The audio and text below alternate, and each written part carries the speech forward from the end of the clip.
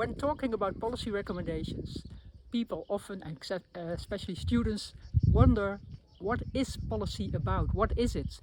So I'm happy to give you some examples of policy recommendations, because then you can realize that it's not that abstract at all. For instance, a policy recommendation for preventing heat risk is a regulation that every local government should have a heat action plan. This is not the case yet in the Netherlands, and actually nowhere, but the urgency is there. So you can make a directive on national level that local governments should make a heat action plan and maybe support them doing this. And then of course you say it doesn't need to be there next year, but within 5 years, for instance. So then it's feasible.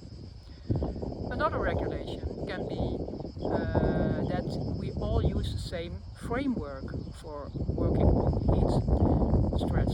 So the framework I mentioned before is with the 3H: habitat, housing and health, or human. Incorporate those 3 elements in your heat action plan. You can make a directive on this. Another example of a very concrete policy recommendation is about communication and raising awareness. You make a World Heat Action Day, or European Heat Action Day, or a French Heat Action Day, or Almere Heat Action Day. Doesn't matter, it can be done on every level. So it's a day in the year that you give special attention to heat. In the press, in your activities, all kinds of activities. Actually, Red Cross is already doing this, but it can be broadened. One more example that is, for instance, about housing.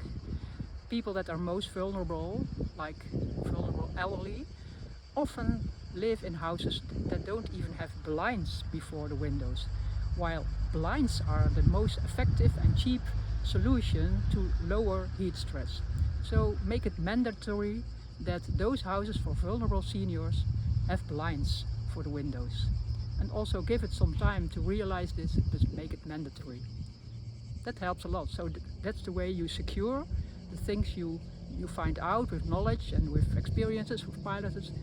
So it will go on.